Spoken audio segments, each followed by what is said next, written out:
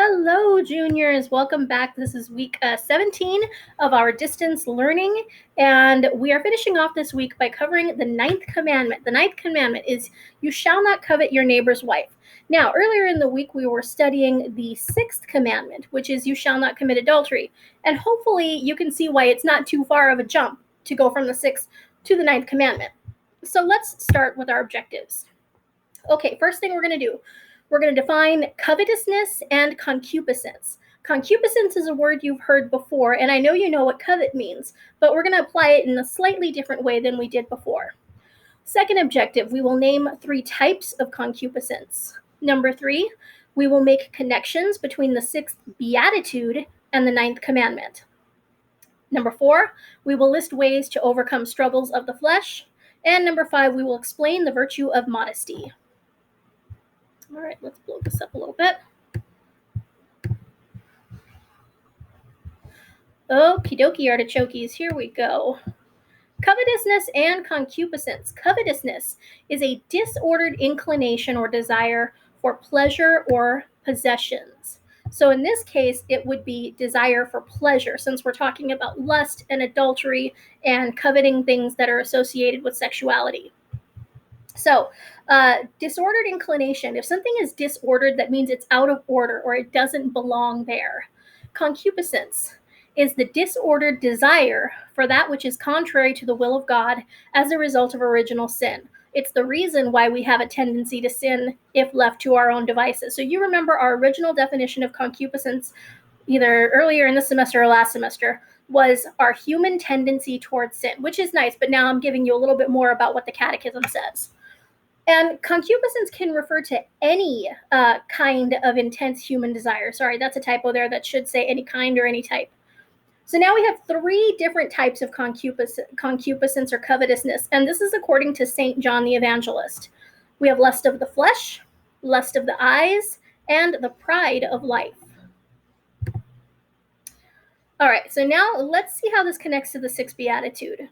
The 6th Beatitude proclaims, "Blessed are the pure in heart, for they shall see God." Pure in heart refers to those who have attuned their intellects and wills to the demands of God's holiness, chiefly in 3 areas: charity, chastity, and love of truth and orthodoxy of faith. In other words, your stick-to-itiveness to the faith and to Jesus' teachings. So the 6th Beatitude calls for purity of heart. Blessed are the pure of heart, for they shall see God. These are the ones who will be able to look at God, see him in the beatific vision at the end of time. We will be able to look at him face to face because our hearts are pure. So the next bullet point, and you'll notice that it's bolded. There is a connection between purity of heart, of body, and of faith. When those 3 things are aligned, when we are pure in one, it informs our purity in the other. So let's start with the easy one, purity of body. Purity of body means that we use our bodies in ways that respect the virtue of chastity and that respect the holiness that is within us because we are made in the image and likeness of God. Purity of heart has to do a lot with the intentionality. So it's like chastity, our commitment to being chaste and to being holy and pure for God. And faith, of course, the teachings of Jesus Christ will hopefully all mesh together to create an overall holy person within us. The pure in heart, in quotation marks, are promised that they will see God face to face and be like him. Again, that's called the beatific vision. I wish I had put that phrase in there, but hopefully we can come back to that. Let's get rid of that.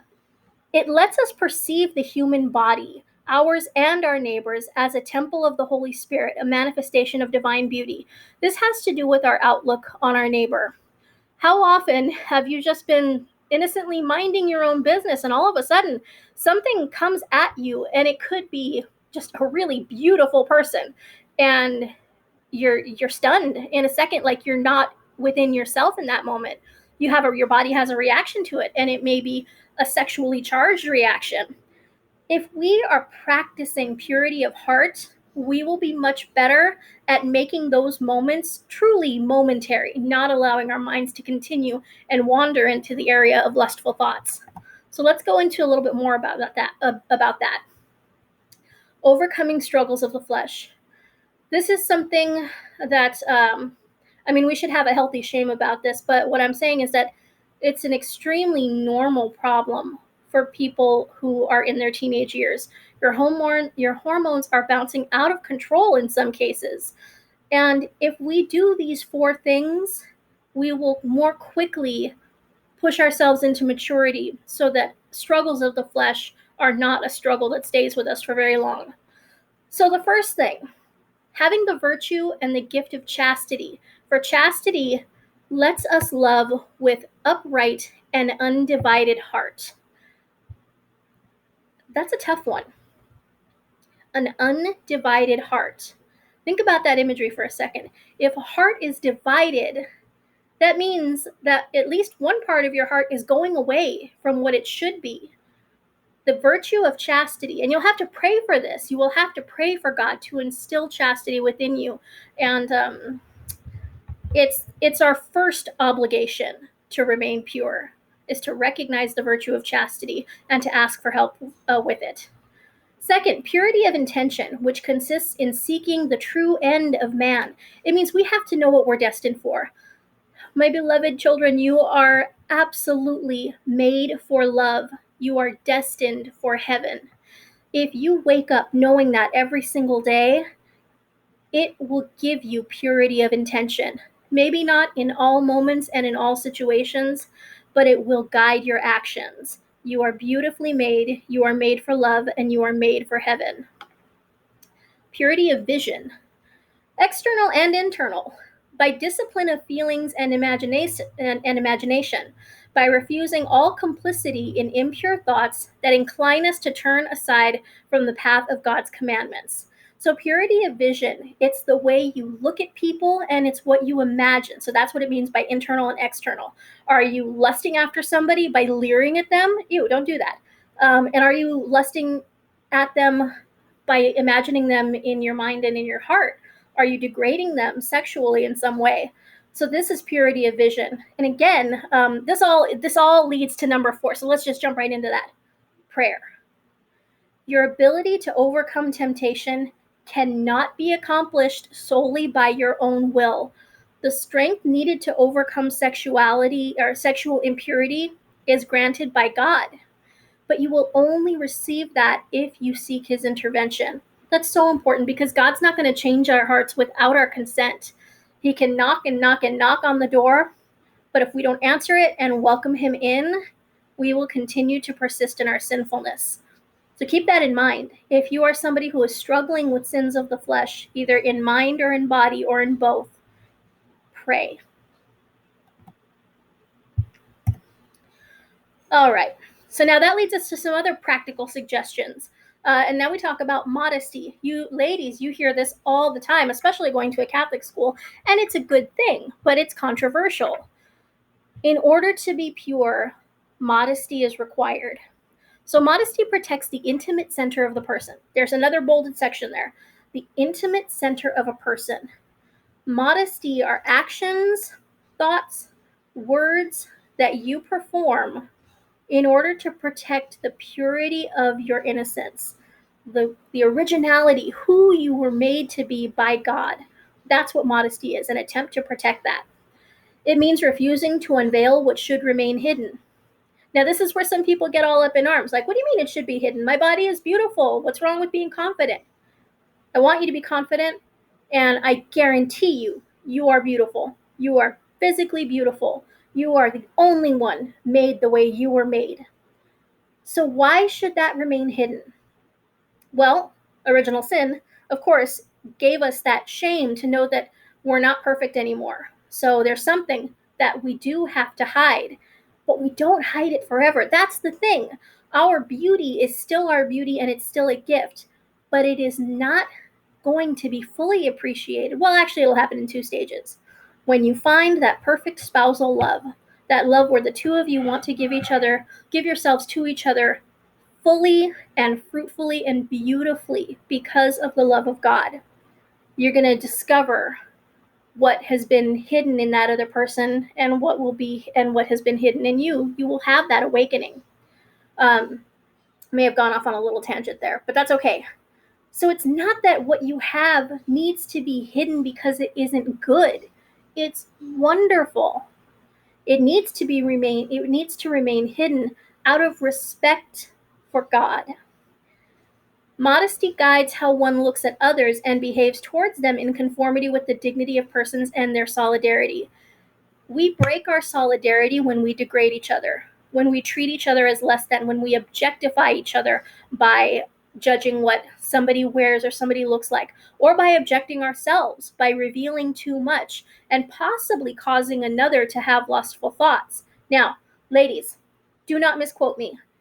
You are not responsible for the behavior of anybody else, and it is never okay for anybody to objectify you. Never.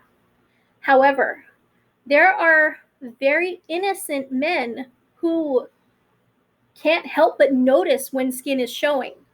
If skin is showing, you run the risk of putting someone in a moral dilemma, a very good person in a moral dilemma who actively tries to avoid objectifying somebody. So, again, that's not the type of man who will say something bad to you or would even carry out a lustful thought in his mind. But you've put a temptation in front of him, and you may end up being a stumbling block to his holiness that day, or to anybody's holiness that day. So just keep that in mind. Dressing modestly isn't just about self-respect or respect to God. It's also about respect to others. Modesty encourages patience and moderation in loving relationships. When you are courting with somebody, when you have that beautiful period of dating and being engaged, and then you lead up to marriage, that growth, that change, the patience that you exercise that whole time leads to something amazing. I cannot stress this enough.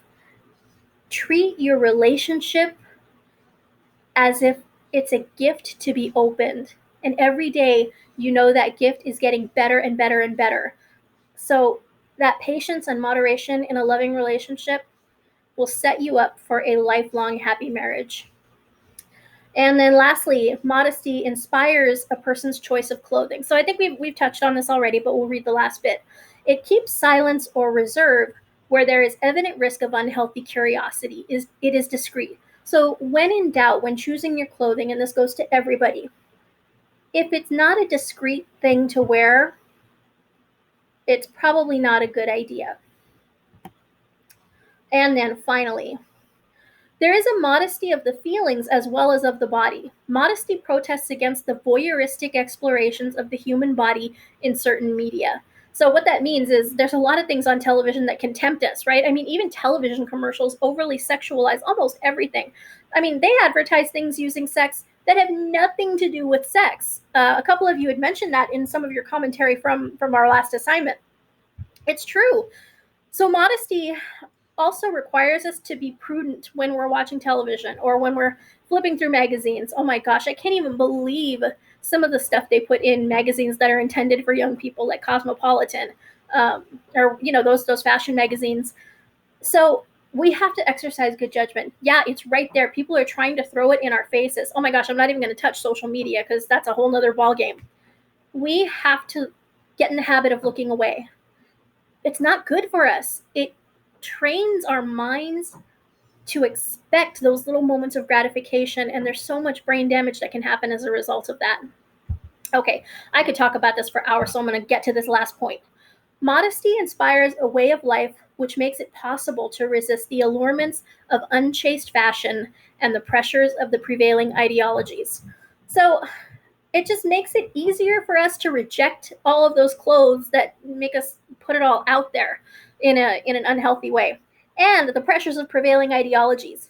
Ladies, if you are dressing modestly, you are not concerned with competing with the other women, with the other body types, with the other fashion trends. Men, I know that this really is geared more towards women, but it's important that you know what women are facing. Maybe you know this, maybe you have sisters or mothers, or maybe you're just really in tune with what it is, but there is so much pressure. And so ladies, this is just a practical reason to be modest, because it takes the competition out of getting dressed in the morning, which is, you can get bogged down by that, and it can be overwhelming, and it can start to direct your life if you're constantly worried about what you look like. So I hope you got something out of this. As always, I really look forward to your comments, questions, arguments, feedback. So I will see you guys later this week. God bless you. I miss you. Have a wonderful week. Goodbye.